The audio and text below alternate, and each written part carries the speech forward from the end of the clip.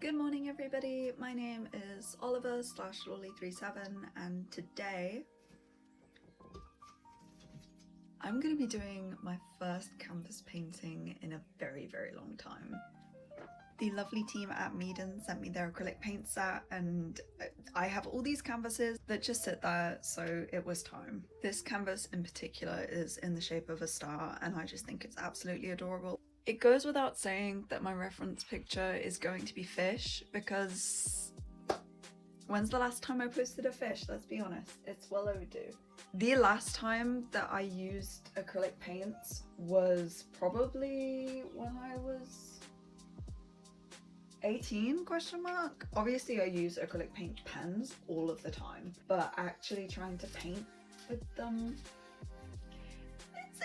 it's been a little while. I wouldn't say I'm particularly well practiced with it, but that's okay. We're gonna give it our best shot. I'm feeling a little under the weather today, so I thought we'll just take this nice and slow, do some painting together. I've honestly never really been a fan of acrylic paints. I don't know what I dislike about them. I think I just find them hard to control.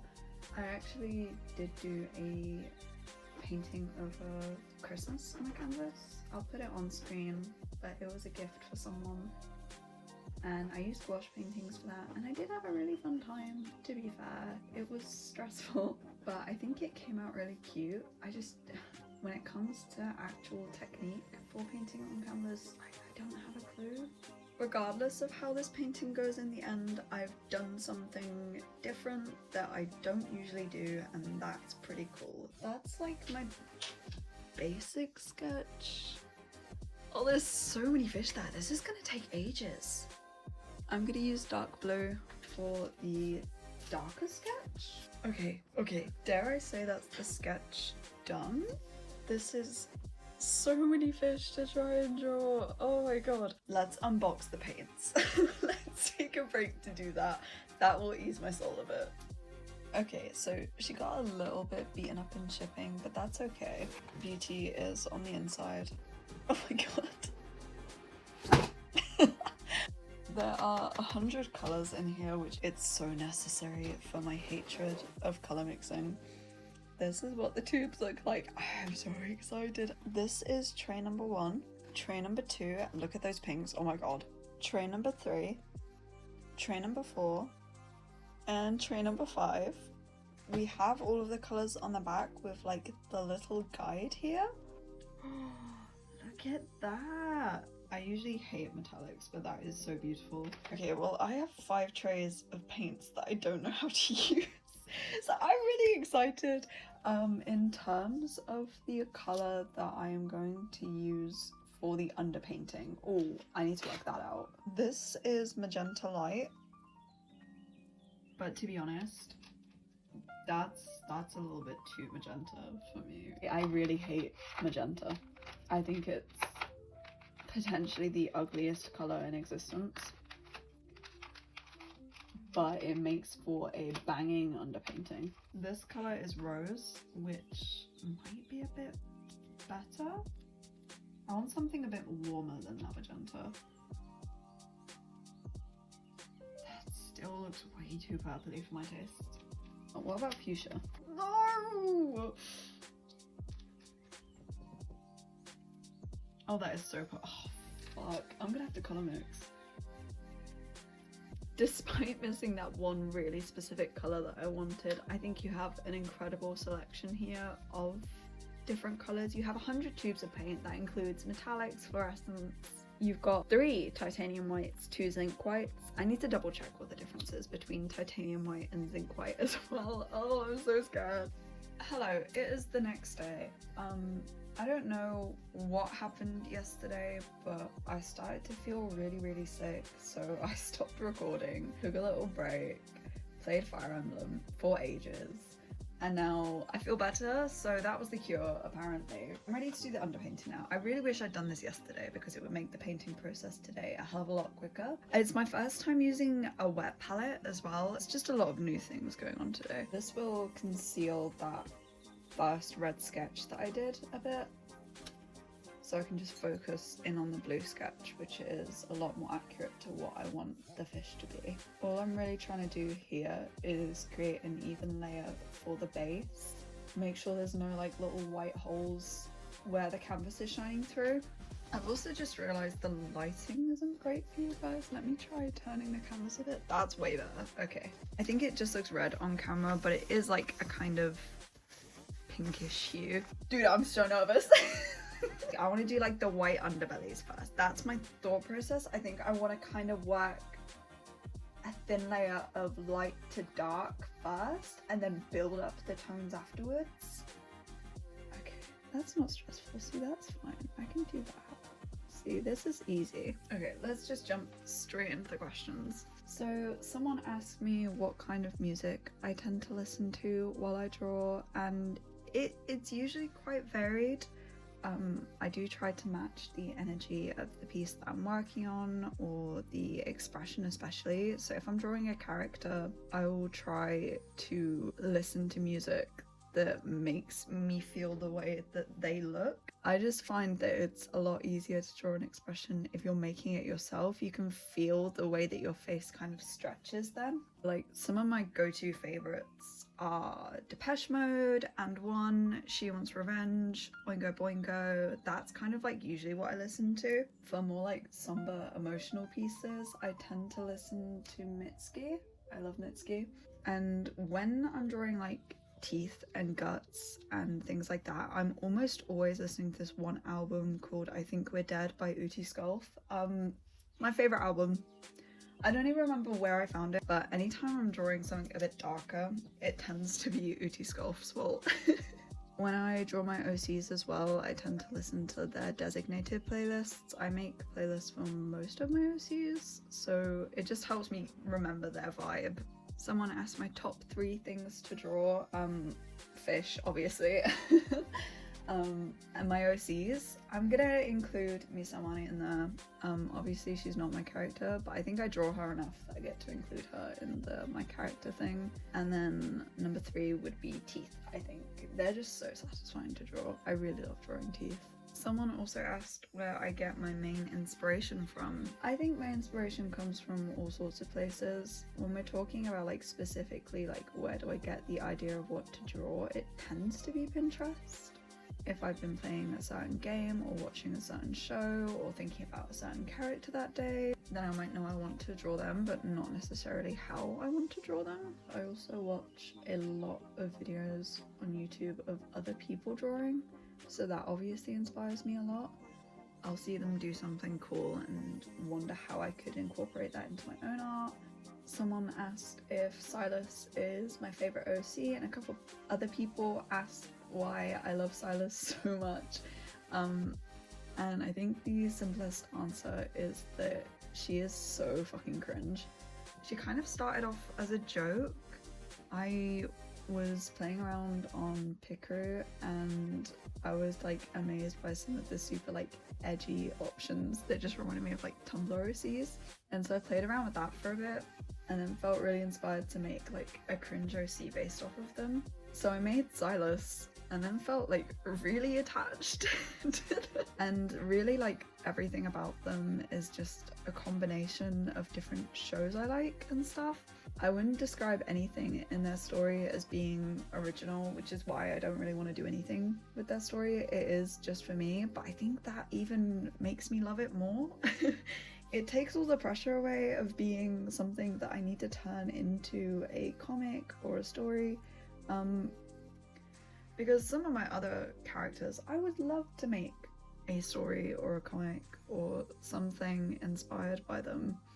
I would love to get their story out in some way. Silas's story, it's just me putting a bunch of tropes that I really enjoy and a lot of stories I really enjoy into a blender and then mush comes out. And they're also just like really silly. They're just, you can't take them seriously. I mean, I do because I love them and I know all of the like little nuances and all the deeper parts of their character, but like they're just goofy as hell. Continuing on from that, someone asked what my favorite tidbit of OC lore is, and I think one of my favorite things to think about is the fact that Silas just like casually has their mother's skeletal remains in their closet, and like multiple people are aware of this, but because of how fucked up everything else is around Silas and like all the other messed up shit that people have seen them do, no one cares. Really amused me to like be thinking about this and be like, I really want them to actually keep their mother's corpse. I think that's really in character. But like over the course of the story, other people are going to be aware of that. How would they react? And then realizing that they just wouldn't. At the point where they're close enough to be aware that that's a thing, so much has gone down, none of them would care about it. This is what I mean when I say that, like, just like cringe edginess I have fun with. Like, that's no one cares about that, but I care about that. I care about that. They're just for me. Someone asked if I have any advice on developing an art style. And that's a bit of a tricky one, because I guess my answer would be don't try to. I don't think you can really like force your art style to be a certain way long term. I think the most important thing to do when it comes to developing your art style is just explore and have fun. I don't consider my art style to be like, in quotation marks, developed in any way. I'm still exploring all of the time and trying new things constantly. But I guess to other people, my art has become more consistent looking as I've gradually worked out what I like to do with it. I think you just need to be open to experimenting, and the more that you experiment, you will pick up certain things that you really like to draw and certain ways you really like to draw them. You will find techniques that feel comfortable to you that you keep using over and over. But all of that to say, finding an art style takes a lot of time, and I don't think it's something that's ever finished. Someone asked how old I was when I started taking art seriously. Ooh, I'm gonna say about 11.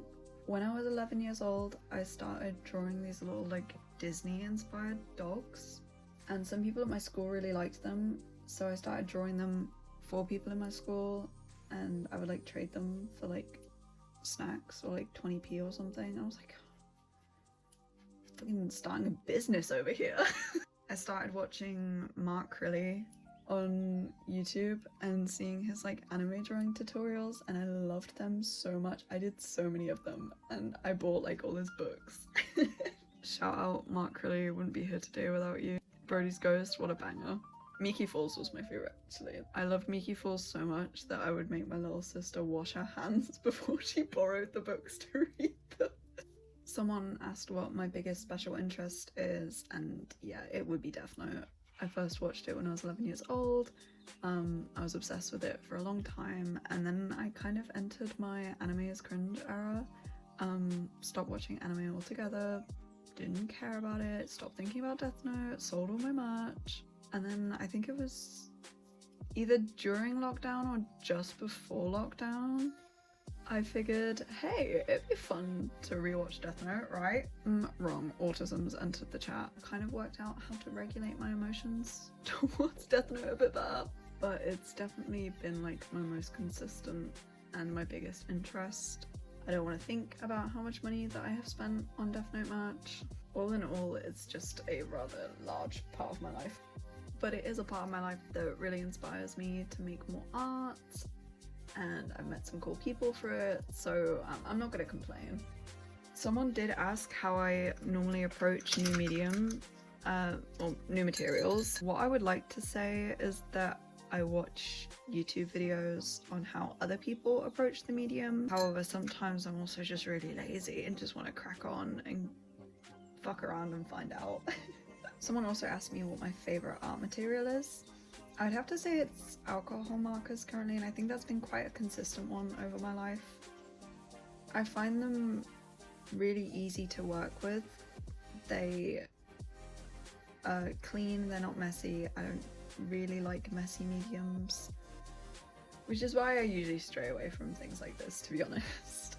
Someone asked what brand of colour pencils that I like to use. My current favourite is the Artex set. Someone also asked what I use in order to do coloured line art, and there's your answer. I use coloured pencils.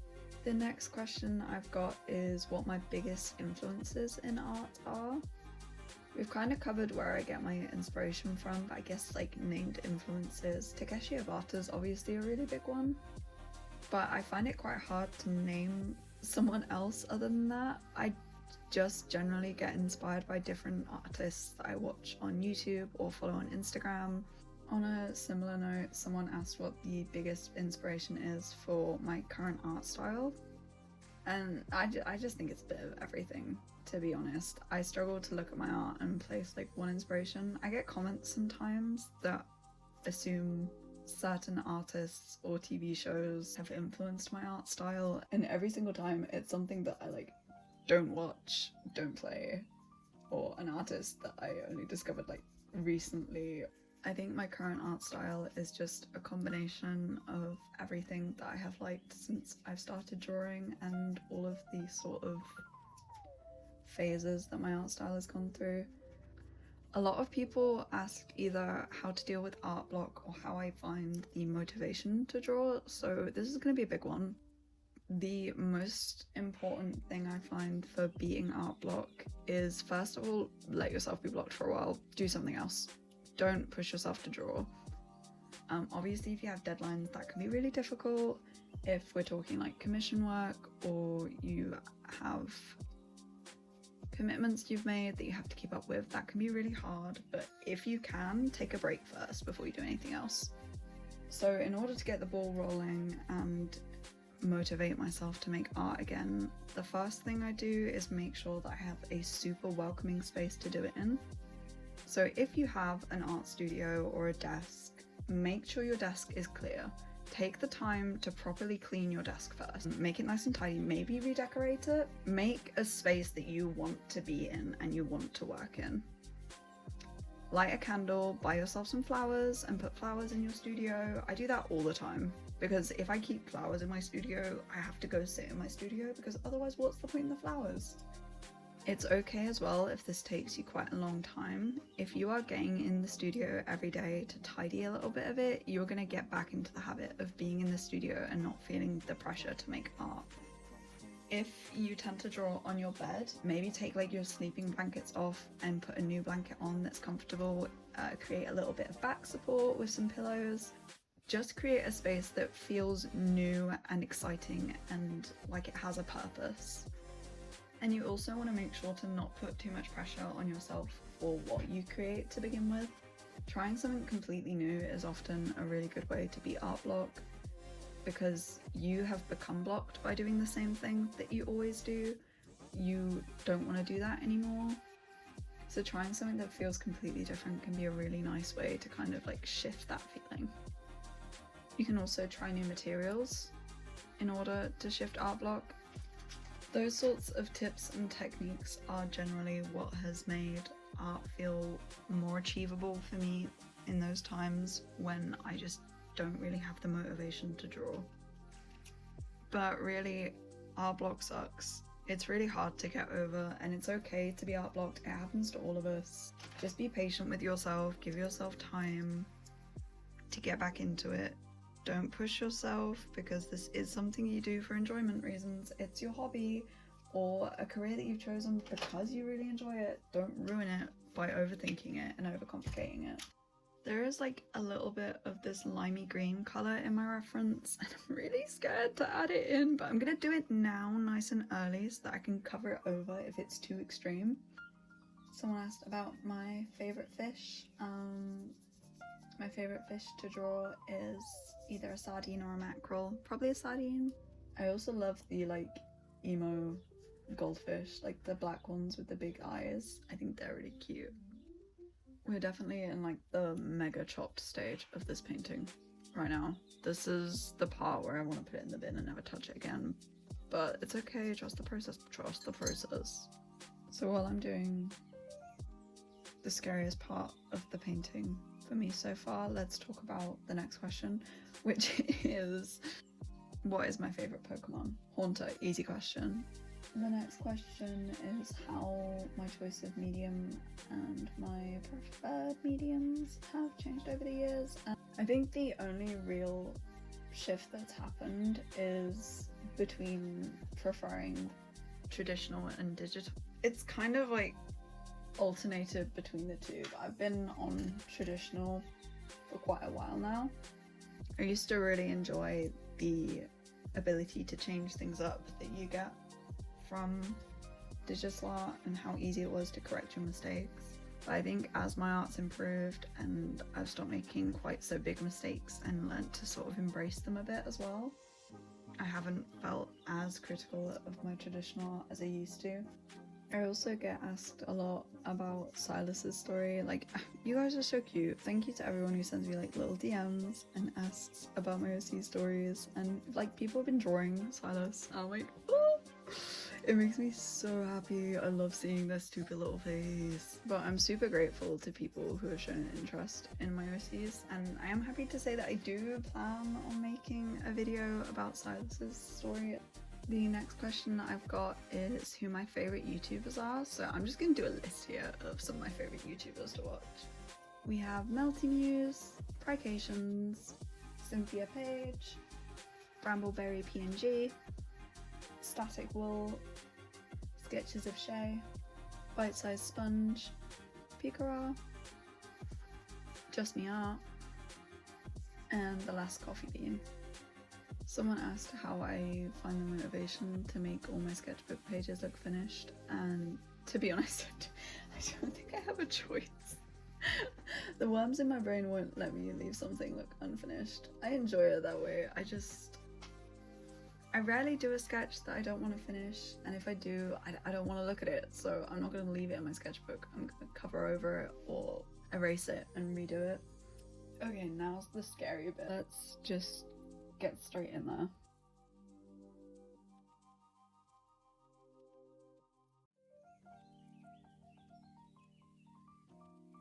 Okay, I'm starting to panic, so we're just gonna get on to the next question so I don't have to think too much. Which is, how do I make my sketchbook pages look finished? I like to make sure there isn't much empty space on my sketchbook pages. Normally I plan my pages in advance. I very rarely fill up a sketchbook page without knowing exactly what I want to do for the entire page. Occasionally there'll be like a bit of leeway with that. Like right now, the page that I'm working on, I've done the left hand side. I'm not entirely sure what's going on the right hand side, but I see a lot of people who would just draw something like completely unrelated there, or put sketchbook pages together by just drawing things as and when they want to, which isn't normally my process. I like to work with my end result in mind, usually.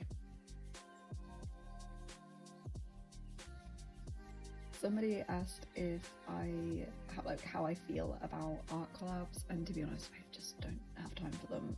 I've had a couple people message and ask me if I'd like to do a collab, and while I really appreciate the offer and I do think they can be really fun, I just don't have time for it. I do have a full-time job that is not art, so trying to find time to draw can be challenging in general.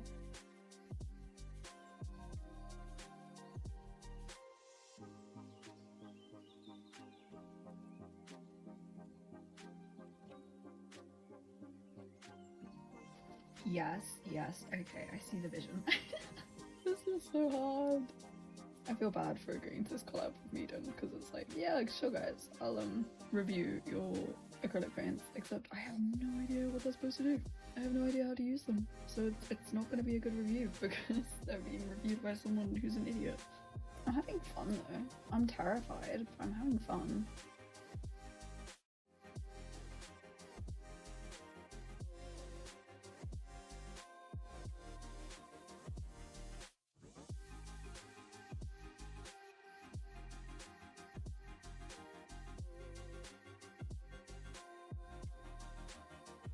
Anyway, okay, next question. How do I create OCs? And the answer to that is that I rarely do. I very rarely have a new OC. And typically when I do, it's a character that I've been thinking about for a really long time. I don't have many like spontaneous creation OCs. I generally tend to notice that something's kind of missing in my OCs for me, and then spend a really long time feeling maybe like inspired by other media or songs or something that makes me go, oh yeah, that could fill that void. So by the time I actually get around to turning them into an OC, I've got a pretty good idea of what I want. My most recent OC creation was Lilith, and like she'll probably sit like mostly dormant for quite a while. When I make new OCs, I don't tend to draw them much for ages because I don't know what I want to do with them and how serious they are to me yet. I think Silas was the OC that I've made and like immediately bonded with the most. But even then, I did take like a couple months of not really drawing her just to kind of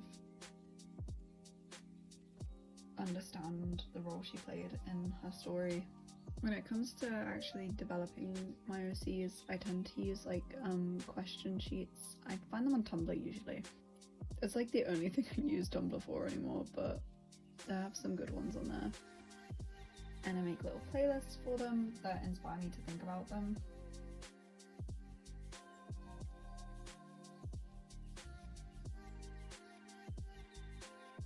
That is fishy number 1 done. I will probably refine everything at the end altogether, but this is the vibe we're going for. I think the Stay Wet palette's working really well, by the way. Nothing's drying out, so I definitely recommend getting a Stay Wet palette for acrylic painting. Next, we're going to work on this fish. See, okay, now I'm having fun again. Now I feel like I'm getting somewhere. I can do it.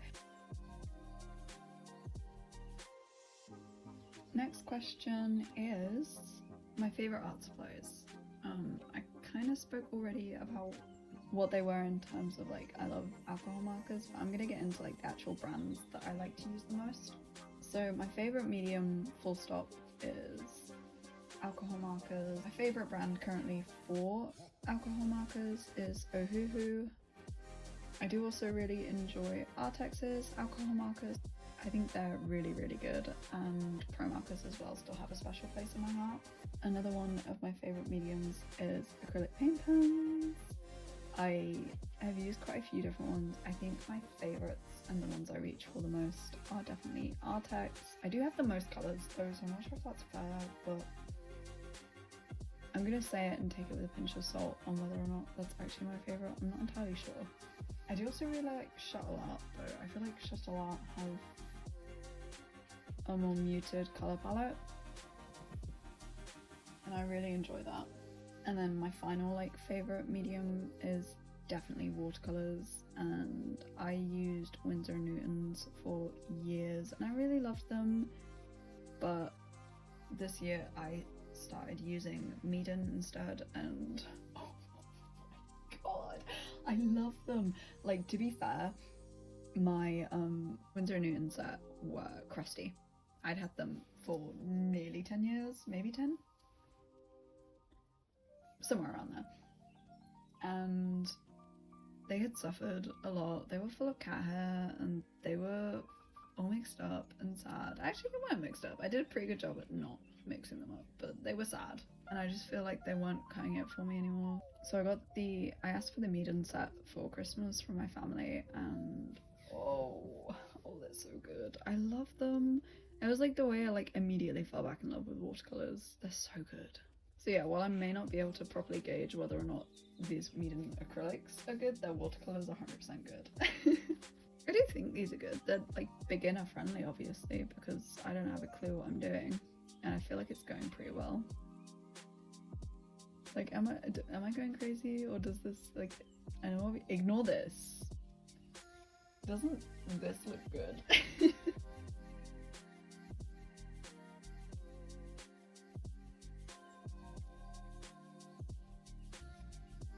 The next question that I got quite a lot of was how to start doing collaborations with brands, and to be honest, I just started making videos and brands started reaching out to me. I think if you're putting yourself out there and you're showing that you can make videos that people want to watch and that you have fun with it, brands will be interested in working with you.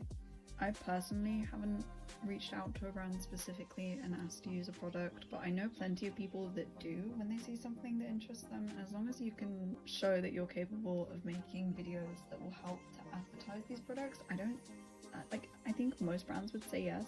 Put yourself out there, see what happens. The worst thing they'll say is no, and then you go, no worries, ask for some feedback. It might be a case that you don't have enough videos on your channel yet and they'd like to see some more before they feel confident sending you a product. So just keep making videos doing what you like to do and demonstrating what you're capable of creating, and that people are interested in your work so that brands can see that in future. But to be honest, like, the whole unboxing and trying new art supplies has always been one of my favorite parts of art. I used to subscribe to Scrawlerbox for the purpose of just getting new art supplies that I could try out every single month because I love it so much. But the collabs that I do on this channel kind of give me that same satisfying feeling of trying something new and getting to experiment and explore a bit, which is why I do so many of them. I genuinely really enjoy them.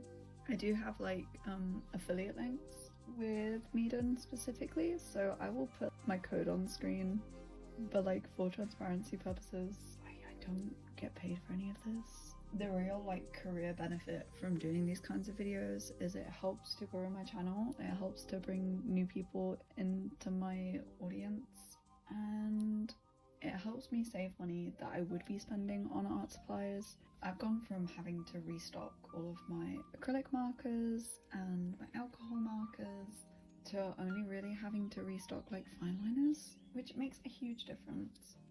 And it means that I have the luxury of now being able to start thinking about a sticker shop and things like that with the money that I have been able to save on getting art supplies. It helps to grow my channel so that new people who may be interested in a commission are brought to my channel.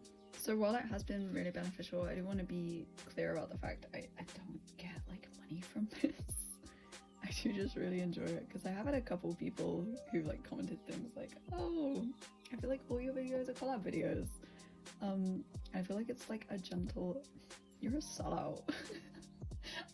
I was like, no, I just really enjoy it. I'm sorry, this is what I like to do. I do have some videos that I have planned that aren't collab videos, but to be honest, even when I have an idea that isn't a collab, then a brand reaches out to me and it's just like they know what I was thinking and they offer me an art supply that'd be perfect for it. There's one coming up that I was not going to do as a collab. I was gonna buy this material with my own money, and then the brand reached out and offered it and I was like, damn it, now it is a collab. Those people in my comments are right. But I do want to be clear that I will only ever give my actual opinions. If I don't think an art supply is good, I will tell you that I don't think an art supply is good because A, I'm a horrible buyer. B, I know that if I'm going to be making these videos, there is a small chance that someone out there is going to buy that art supply based on my recommendation. And I would not sleep at night if I knew that I had told someone to buy an art supply that I thought was bad. I'm genuinely loving this fish. I don't think you can actually see like my favorite part of him very well. It's this bit here. That's gorgeous to me. I'm really happy with this so far. I take back any concerns that I had. This is my best work. It's like no way near done. It's my best work. I'd really like if I can crank this out today. Can you imagine? An entire canvas painting in a day. I'm doing well. It's like, what, 3 o'clock? It's 3 o'clock on the dot. I'm gonna do this. I'm gonna do this. It's summer now. We have so much daylight. I've got this in the bag. This is gonna be done today. It's not gonna be done today. There's no way. I'm kind of reaching like towards the end of my questions now, but I think if I just do like a couple fish for you in real time and speed up the rest, because otherwise this video is gonna be like 3 hours long. And I love a long video. I think that would be too much for even me, so I don't expect any of you guys to watch that. So I will do this fish and answer the rest of the questions, and then the rest of the fish we will do more of a time-lapsey style thing, I think. The next question was about my sketching process. I've kind of demonstrated my sketching process a couple times, but I personally find it a little bit easier if people put things in words as well as show me. So for those of you who may be similar, I normally start off with a really rough guideline sketch in pencil. I then rub that out and work on top of it with another pencil sketch that's a bit neater and narrows out everything I want to do. I then erase that one again, and then for my final sketch I use my pink pencil. Coloured pencil doesn't usually erase very well, so it means that I can go in afterwards and erase all of that initial sketch and just be left with the lovely pink sketch ready to colour.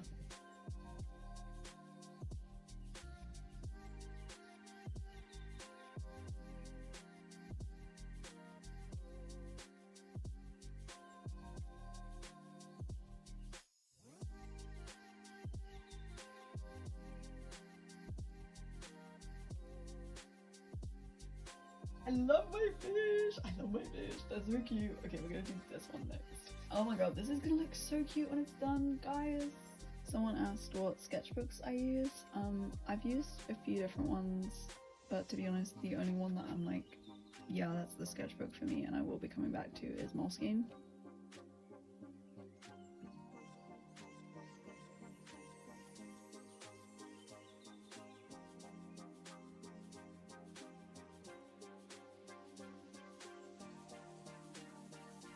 The next question is again one that I've had quite a lot recently, mostly because the way I do it has changed, and that is how I get good photos of my traditional art and how I make it look so clear. I recently invested in a scanner, woohoo! Given the fact that I do want to start making products from my art, I need to have better photos, which means I need to actually scan them rather than take photos on my iPhone.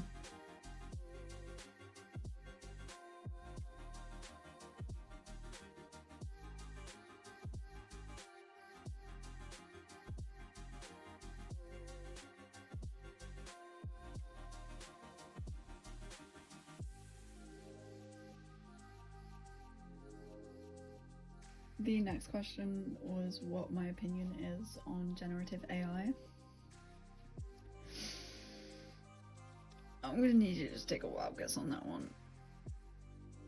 Personally, as an artist and a person who doesn't eat meat or fish for a combination of reasons really, but one of them is environmental reasons. You could say that my opinion of generative AI is less than positive. Does that sum it up for you? I feel like trying to talk about generative AI and the damage it causes on this channel would be preaching to the choir. I don't know many artists that are pro AI.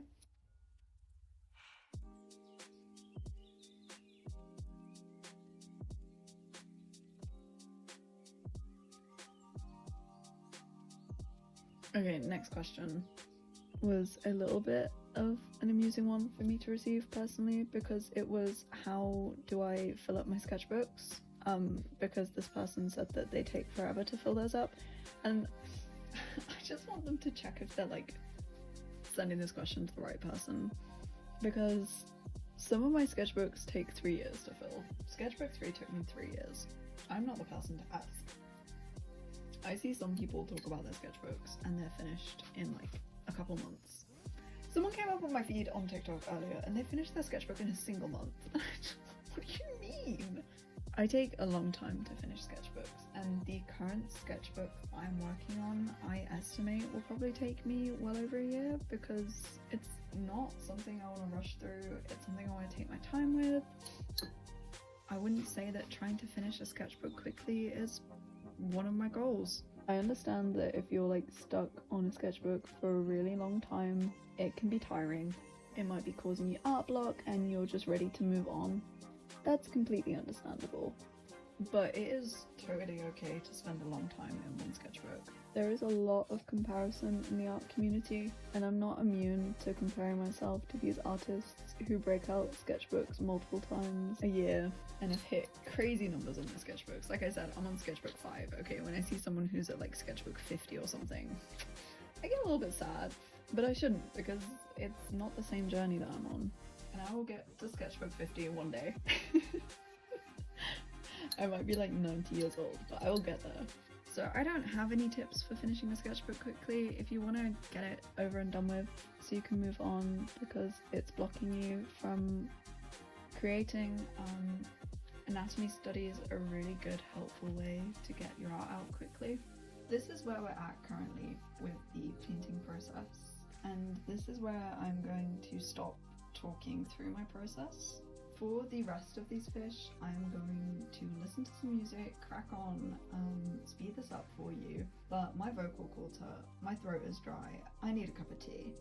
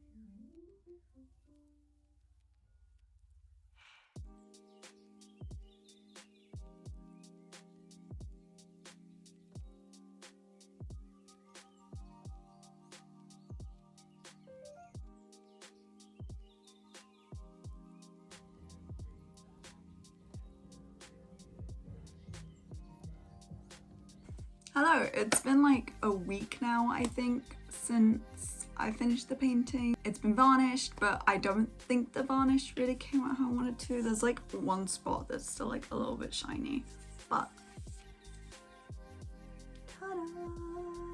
As a person who doesn't really do acrylic paintings and has barely ever used them, I think this came out really nice.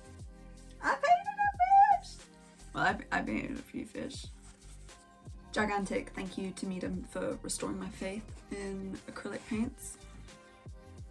I really enjoyed the process of painting this one, and I would actually really enjoy to do more like that. I have a bunch of canvases now, so they are all going to be filled. Thank you to Meeden. I would highly recommend this set. I've got a little discount code, so I'll put it on the screen. So if you would like to get some Meeden paints of your own, or to get some different art supplies that they do, code. I think I've also got an affiliate link, so I'll put that in the bio description thing as well. So please go check that out if you are going to make a little purchase from Meeden. I would really appreciate it. That is everything from me. Sorry this has been such a long one, or you're welcome depending on what your stance on long videos is, but it was 8 hours of footage. Literally 8 hours. It took me so long to edit this, and the app kept crashing. At the time of recording this outro, I still haven't finished editing. Love it. I love you all. Check out my new nails, by the way. Ta-da! Love you all. Thank you for watching. Thank you for being patient. I know it's been like over 2 weeks since I last brought out a video. This one has been a very long process. Have a lovely rest of your day / evening / whatever.